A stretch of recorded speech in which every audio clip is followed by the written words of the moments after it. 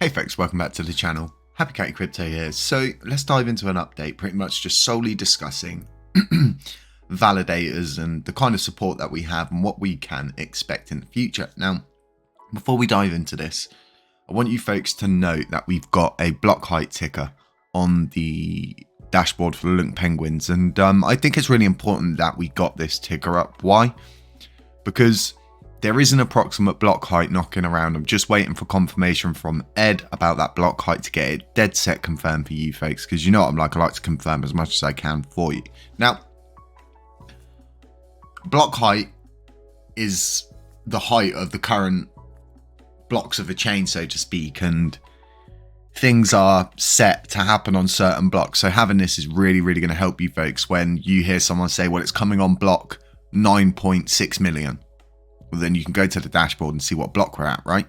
Exactly. So let's dive into validators. Now, validators run the network in a sense that they commit new blocks to the chain. They bring so many new people to the space because ultimately each one is its own project. It has its own tactics to find stakers, get people to delegate with them, and even asking them to redelegate their coins if they're delegated somewhere else. And it's going to be one huge war between validators, and a friendly war, not, do you know what I mean, not a crazy war, but just everybody's going to want the most stakers, right? Because that's what it's all about. Now, take note that there's 85 active validators, and each one of these validators, yes, some of them have been getting rewards that are quite high. So as far as I know, Orion Money are getting 7.5 million Lunc, a day, and that's pretty decent for them. Now, they voted yes to the ban tax, and it's really interesting to see that these validators have got involved in the voting systems, and the last one we did was so fast moving, it's unbelievable. And each one of these validators, okay, they've run at a loss, okay? Most of them, not all of them, but most of them, the majority of them, they've run at a loss, okay? They've kept the lights on, okay? They have to pay, the majority of them will pay for their nodes as well, because it's really complicated to do it yourself. You need 4 computers, and you need to dedicate a lot more manpower, and it's a full-time job running it yourself, just keeping the node actually going so you can validate. But these folks, they could have just shut up shop. They could have just abandoned the chain and forgot about it, but they haven't. They've, in effect, they've kept the chain alive. And we do need to sit back and thank all of these validators, because if they had all just shut shop and gone over to Luna 2, there would have been no point in revitalizing the chain, because in my opinion, these validators are everything. They were all here originally, okay, before the capitulation, and we have lost a lot of them. There is ones that did shut shop and did go, and we have some that are in jail. But ultimately, we've got 85 solid validators that are here for the chain, and even Galactic Punks are a validator. And it's like anybody, look, you've got Craig Classic. I mean, anybody can become a validator as long as you're willing to pay the running cost, and then you feel like you can get enough people to stake with you that you'd be able to cover that running cost, plus give yourself some rewards. Then why wouldn't you do that? It's totally normal to utilize what tools you have around you. But as to these 85 validators, they really have kept the blockchain alive, and there's no other way to put it. And they're fully committed to this chain, and the likelihood of seeing a malicious actor amongst these folks is going to be 0 to none, in my opinion, because why would they do it after waiting so long, spending so much money on running costs, for it all to end up back where it was before? And it's just, there's so many things in place to prevent another governance attacks, like the malicious actor being forked off onto his own little chain where his coins would be worthless, or we have the 20% barrier limit for voting power.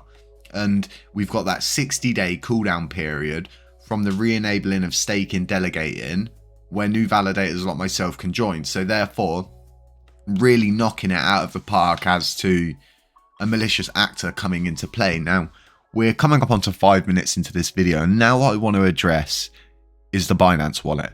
Why do I want to address this wallet? Now, Fatman Terra's put out a post saying all sorts of crazy stuff, and my honest opinion, folks, just block him. Just ignore him, okay? He's a salty individual, and he just can't accept that the chain's going to be revitalized. V21's going to happen, and LUNACLASSIC's going to get back to where it was, and USTC will be revitalized along with that, because all of these burn taxes incorporate USTC into them as well. Now, if you owned all of these coins, right, you wouldn't be buying them for the crack. You wouldn't just be buying them for fun, just to sit on and go, ha, I've got loads of Luna coins, right? So if I was this person, and let's say, for instance, it's split out between 4 people, they're definitely going to want to make a move before mid-September, because the likelihood of these coins getting staked seems to be quite high, especially if they are users' coins, and they could even be used to make a validator node and basically give themselves a serious staking amount to start with. But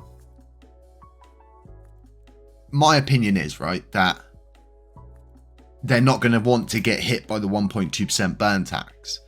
1.2% on 271 million United States dollars is a considerable amount, and I don't think they're going to be willing to lose 1.2% of their stuff. So I believe this wallet will now make a move, likely once staking is re-enabled, and the reasons why is pretty obvious, because this person or peoples or entity or CEX behind these coins, right, they're not doing it for fun. There's a purpose, there's a point to all of this, what they've been doing. And people who say that, oh, it's not the CEXs, it's all users and things like that, what they're not, they must be misinformed, and what they don't understand is CEXs need to hold large amounts of coins to be able to sell those coins to you, right?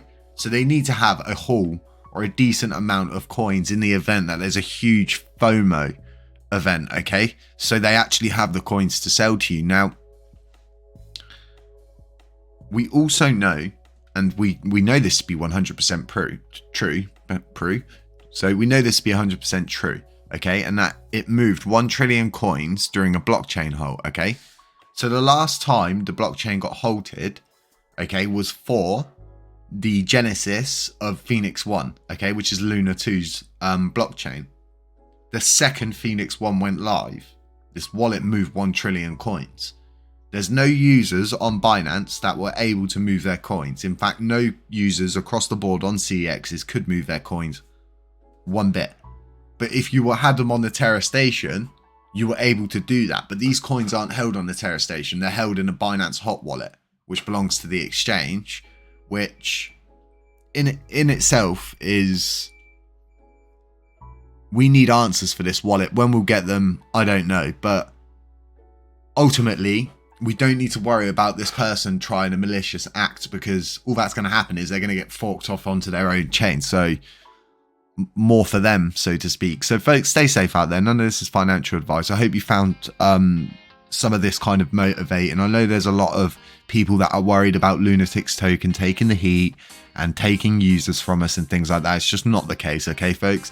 Anything that pumps gets limelight. It's as simple as that. LUNACLASSIC's time will come. We're in this stagnation period where everything we've been working towards is finally going to implement it. So just stay strong, stay safe, and we'll catch you in the next one. It's not financial advice.